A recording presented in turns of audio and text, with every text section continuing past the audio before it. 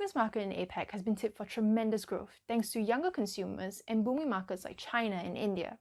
In today's episode, we speak to fragrance brands Six and Ula Lab, as well as fragrance house Simrise, to talk about the expanding role of fragrance in personal care and how the landscape is set to change in these unprecedented times. The consumers are also a little bit more open-minded, open in terms of new olfactive territories. You know, it used to be very classic in a way, very fresh, very clean fragrances. For women, for example, now a light gourmand fragrance can be accepted. For men, younger men, you can go on more fruity, woody fragrances that are completely accepted too.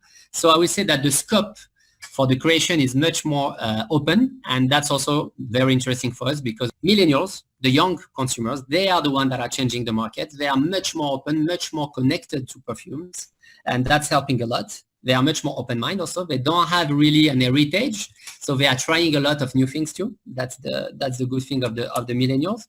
The middle class, as I said, the middle class has a higher purchasing power, so they can afford to buy more perfumes, a little bit more sophisticated, a little bit more expensive too. So that's also helping. And of course, the booming of the e-commerce, the online commerce, that's also the game changer because... Well, I think that gender demarcation used to be very clear and distinct.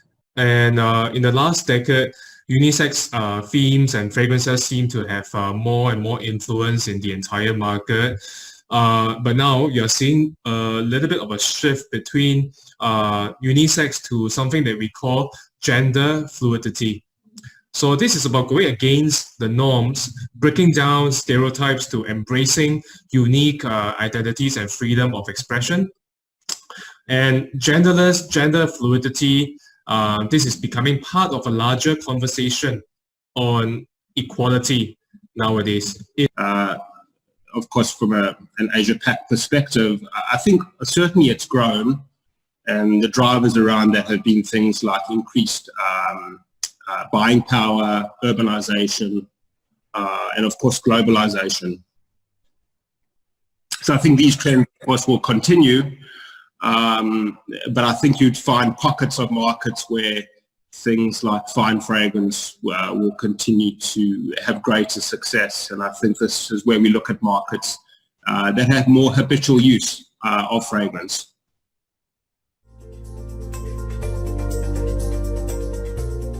We recently launched Filera.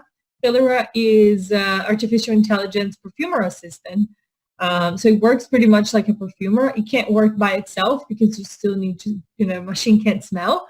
But you give Filera a parameter and it creates thousands of suggestions and formulas in a matter of seconds. A perfumer has their own personal taste, what they like, their favorite ingredients, and Filera does not. It has everybody's. So it's a really great tool that's helping create fragrances. There is a lot of conversation about other adding benefits to fragrance. And Innocent is a technology that allows us to blend the scent, which is mostly in oil, with water at EDP level. And it's a great advancement because it has a great feeling on skin. It's much more gentle. It has a moisturizing effect, and it does not compromise performance. So it's also a great advancement in technology on finding new ways and new textures to create fragrance. Focus will still be on R&D on molecules and captives on a yearly basis. Well, I know that Simrise had consolidated all consumer products and they use algorithms to create fragrances. However, we still feel that there are actually a need for strong human influence and the perfumer's touch to create winning fragrances. Well, malodor technology and enhancing the quality of sleep, for example, for babies, and having no disturbance, good sleep pattern so you wake up refreshed. These are some of the interesting things that will come out in the next few years.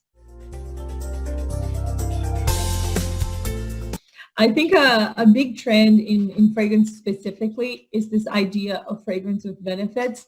A lot of products today are looking into how can deliver something else beyond the basic expected functionality of the product. So think from aromatherapy to the well-being and wellness of the product, like incorporating Ayurveda, traditional Chinese medicine.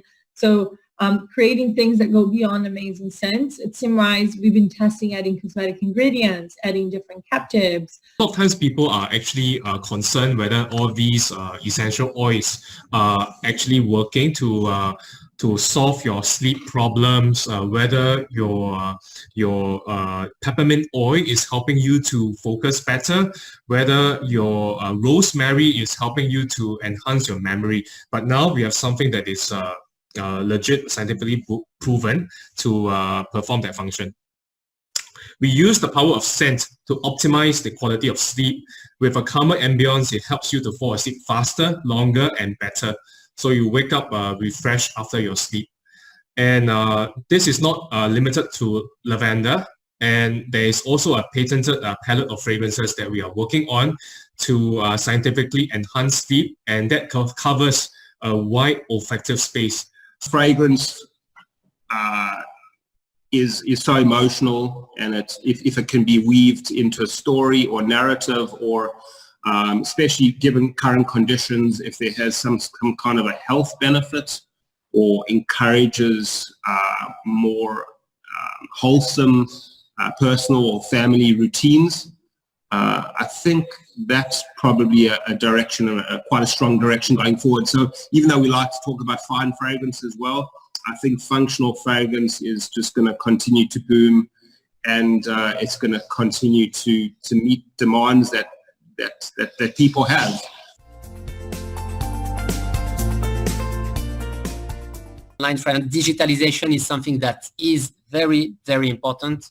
You know how many hours a Chinese consumer is spending on WeChat, for example. So that's really important. We need to also give access to the perfume through the digital way, because that's the reality. People want to consume online. And I can give you an example from Simrise. We invest in a brand called Fleur. It's not something that is common, and we don't do that every day. It's because we want to learn about how to sell fragrance online. And this is a knowledge, a learning that we will, of course, share with our clients after.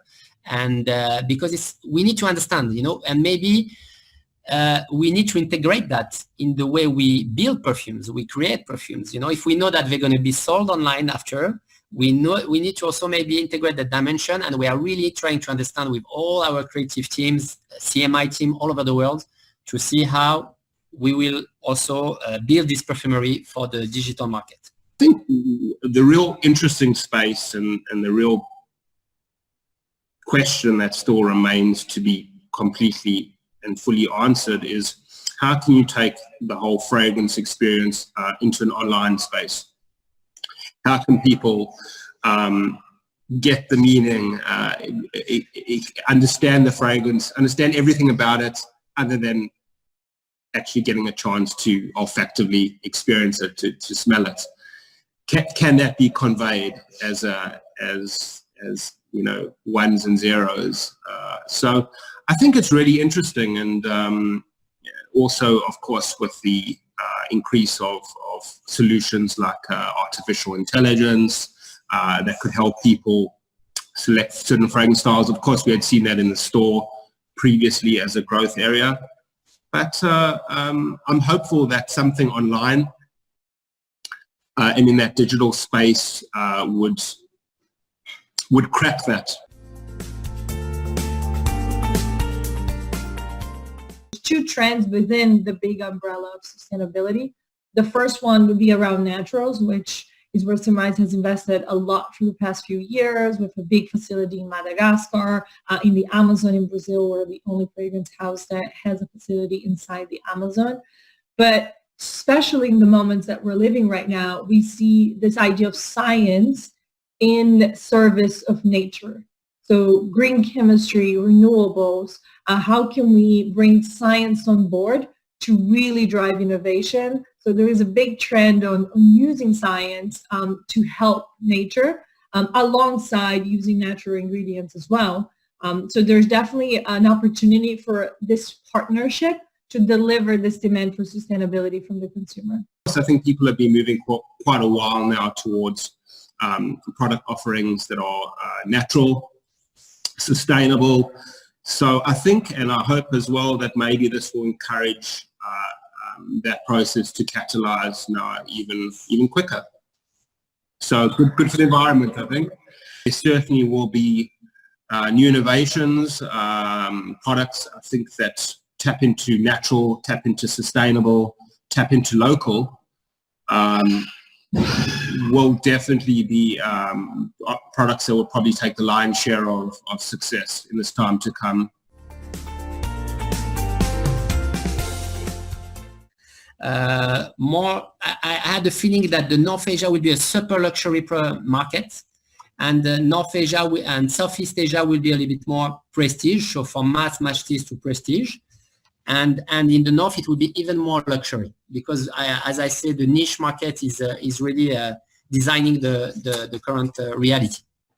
We also think that the international players will invest more in Asia. They will partner with some Asian brands through acquisition, through different way, and that's also going to help, I think, to really make this booming of fine fragrance. Because if you mix the international players' expertise with the local dimension, I think there you have the perfect recipe to make it mainstream. You know, when COVID-19 is over, I'm sure that fine fragrance will definitely come back strongly.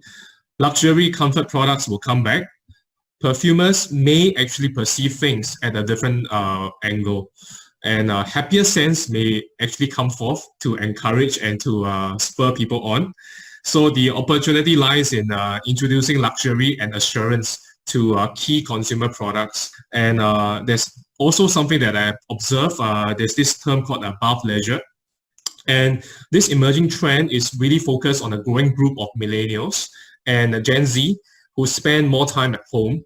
So by 2020, I think our time here is set to rise as we increasingly use it for working, relaxing, and socializing. Self-care, physical and emotional well-being is superseding wellness, going beyond being active and eating healthy. So people are really going into the finer details in enhancing their inner well-being and needs in that sense. I definitely continue to see potential in the fine fragrance space. Of course, it's not going to go away. Like I say, just we're going to have to look at some key drivers like purchasing power, access to travel, which again was a massive touch point for fine fragrance consumer behavior. But I definitely think it's not going to go away. It just, I think again, the stories might have to shift just to continue to be relevant to people and in the current and future times.